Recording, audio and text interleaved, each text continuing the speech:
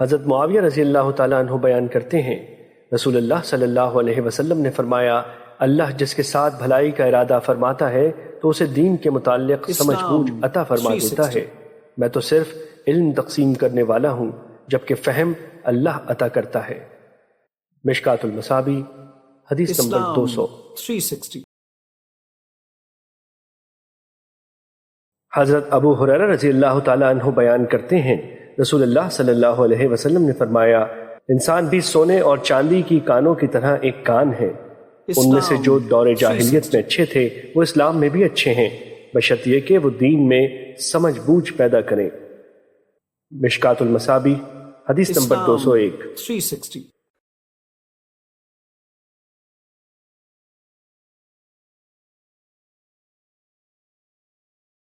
حضرت ابن مسعود رضی اللہ تعالیٰ عنہ بیان کرتے ہیں، رسول اللہ صلی اللہ علیہ وسلم نے فرمایا، دو قسم کے لوگوں پر رشک کرنا جائز ہے، ایک وہ آدمی جسے اللہ نے مال عطا کیا اور پھر اس کو راہ حق میں اسے خرچ کرنے کی توفیق عطا فرمائی، اور ایک وہ آدمی جسے اللہ نے حکمت عطا کی اور وہ اس کے مطابق فیصلہ کرتا ہے اور اسے دوسروں کو سکھاتا ہے۔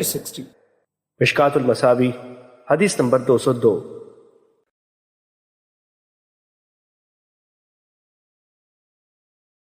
حضرت ابو ہریرہ رضی اللہ تعالیٰ عنہ بیان کرتے ہیں، رسول اللہ صلی اللہ علیہ وسلم نے فرمایا، جس شخص نے کسی مومن سے دنیا کی کوئی تکلیف دور کی تو اللہ اس سے قیامت کے دن کی کوئی تکلیف دور فرما دے گا۔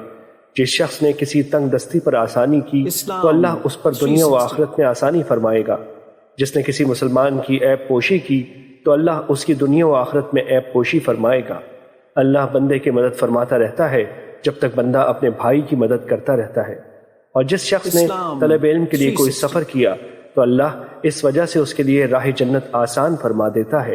اور جب کچھ لوگ اللہ کے کسی گھر میں اکٹھے ہو کر اللہ کی کتاب کی تلاوت کرتے ہیں اور آپس میں پڑھتے پڑھاتے ہیں تو ان پر سکینت نازل ہوتی ہے، رحمت انہیں ڈھانپ لیتی ہے، فرشتے انہیں گھیر لیتے ہیں اور اللہ اپنے پاس فرشتوں میں ان کا تذکرہ فرماتا ہے، اور جس کے عمل نے اسے پیچھے کر دیا تو اس کا نسب اسے آگے نہیں بڑھا سکے گا۔ مشکات المصابیح حدیث نمبر 204۔